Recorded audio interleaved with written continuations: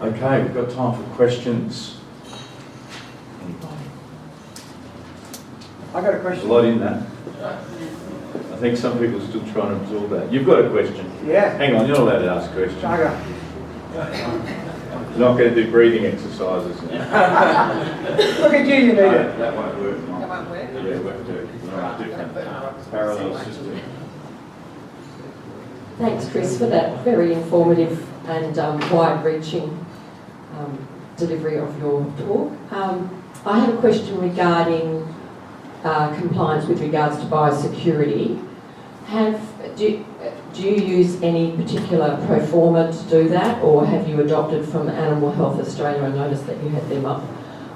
They've actually just, I don't know if people would realise that, because of the J8 bovine Yoni's classification across states within the whole of Australia, they actually have on their website tick the box pro forma, because I'm doing that with my clients, that you can actually go through and do. So it's pretty much tick the box or put in the Excel spreadsheet where you might differ. And then you can just get your vet to sign off on that, and they should be able to sign off on that for you, $100, $120. So that's a rather cheap, easy way to go about it. Is that what you use, or what do you use with regards to your biosecurity plan? We're on one. We're on one. We'll fix it. Significantly, our biosecurity areas, we have a Yoni's recognised zone, we have a Yoni's free zone. So any animals moving from zone A to zone B or across zones or borders need to be tested or comply with or restricted or quarantined in that environment. Now, as you alluded to, the fluidity of legislation and compliance is very difficult to keep up with. So on the day, for whatever particular reason, whether it's a cross-border request, we will approach the Agricultural Department and find out what the current requirements are. Now, for some of the things that we've actually had in those requirements are coat length, a particular drench in relation to animals, and quarantine and restriction in in-house environments. So, to answer that sort of broadly and loosely on what it is we do what's required on the day from the legislators. And the Ag Department is where my go-to is. Who do I see? What do I do? Because ultimately they're signing off on my ability to move animals around. Anybody else? I got off lightly, or did I bore you shitless? I'm sorry. All right. Then, if there's no other questions, what we might do, is morning tea out yet? Afternoon tea?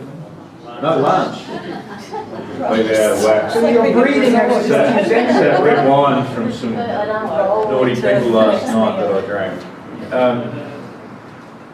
So where is lunch is meant to be now? We're running about 5 minutes early. Oh, right, okay. All right, we'll do more breathing exercises then. All right. Well, I'll go back to some housekeeping again. Thanks very much, Chris. Can everyone just give Chris another hand? We've got a slide here for you. Very difficult. No, you just hit them with too much information. Right between the eyes. That's a good thing, not a bad thing. No, that's good. So, look, this afternoon's format after lunch, we just might as well go through that now. I have, just so everyone understands what I'm going to try to do to bring it together, I did ask some speakers from yesterday particularly if they could just give me, from each of the end of their area that they will talk about, some dot points about some ideas for how to move some of the gaps in research. In the case of Rafat's talk, there are a number of gaps in research for camel nutrients in Australia, and so he's kindly said that he'll put together some dot points about those gaps. But Rafat, also what I'd like is your ideas, and you've moved that with me, but your ideas on how we can move that forward, how we can attract that research money, what we need to do and that could be a university sector collaborating with industry. I suspect it's more that overlap with the university sector. And I've said to Margie, there's a lot in Margie's talk. She's going to have to make sure dot points are short. Obviously, there's some issues with some of the prescribed drugs and their approvals in Australia. So I'm imagining there's some hurdles there, but Margie's also putting together some dot points of priorities how to move it forward. And Lula, I believe you've talked with a couple of vets here, obviously Doug's not here today, and Doug's made it clear that this is a space he's particularly interested in. But maybe from that discussion you could just give us a sense of how you think we need to move forward in Australia to be able to provide that service, because ultimately it may be one organisation that takes that up, it may be a different model, but that's what I'm after there. And I'm also, after lunch, going to, and it's not for selling the reason to try to sell the Australian Camel Industry Association to, because I think it would be good to get the group to make a decision about how it wants to move forward. But I think it's fair that you get a better understanding of how the Australian Camel Industry Association, I'll get it right, Camel Industry Association has worked, what it's done in the past, what its membership is, and that may be a model that people want to look at, is expanding that further with a broader membership and using that perhaps, or another organisation, if that's where the group go, as a vehicle for attracting government grants. But I do warn that it is very obvious from my dealing with government that having 2 or 3 industry bodies isn't going to work. They don't like that, so it's a decision the group needs to make. There's a lot of things that have come out of these talks that we can talk about in the session, but at the end of the day, it's going to need a formal organisation to pick up where this is left off. This is RITIC can support, as can other industry groups over time. Industry support schemes, I mean, over time. But at the end of the day, there needs to be another vehicle, not this vehicle. So we can, and REDIC have said that they're happy we put this proceeding up on their website. Is that correct? Yes. Yep.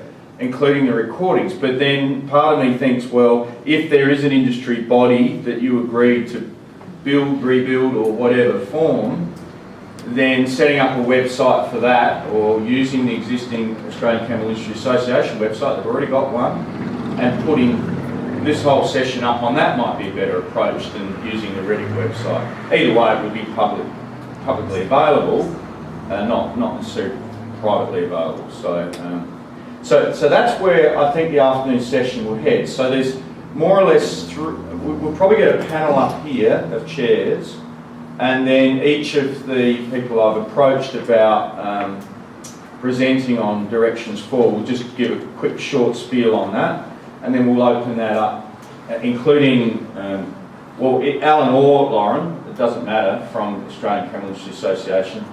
The chair and the vice chair can talk about that, and then we'll open it up to a general Q&A, addressing the key issues. We've whiteboarded some, and a lot will come up from the speakers in the afternoon session. Okay, so that, now I still want to be aware though, we have another great talk coming. This is the one I've been looking forward to the whole time from and I've had a quick look at it, and it's quite exciting. So this will give us another perspective yet again from the US in terms of running a Western dairy, and I know there's a lot of people here who are really waiting for that. So that's immediately after lunch. One final thing, and lunch has arrived, I can see, is just so everyone's aware, I've asked some key people around the room that I've just identified, and if anyone else wants to join us, that's fine, for about 15 minutes over lunch, just to get their views on the format that I'm planning for the afternoon session. So I think I've read where people want to go, but I've just asked these key people to just give me their thoughts on the pulse of the group. And if there's anyone else who wants to join us for a quick over lunch discussion in the corner, it's not secret squirrel or anything. You're welcome to, just so I shape up the final format and we move through it to some action, not just keep talking. I've done enough of these. I hate it when the whole thing's left open with more talk. So I just want to get to an end point. Okay, is everyone happy with that? Yes, thank you. All right, break for lunch.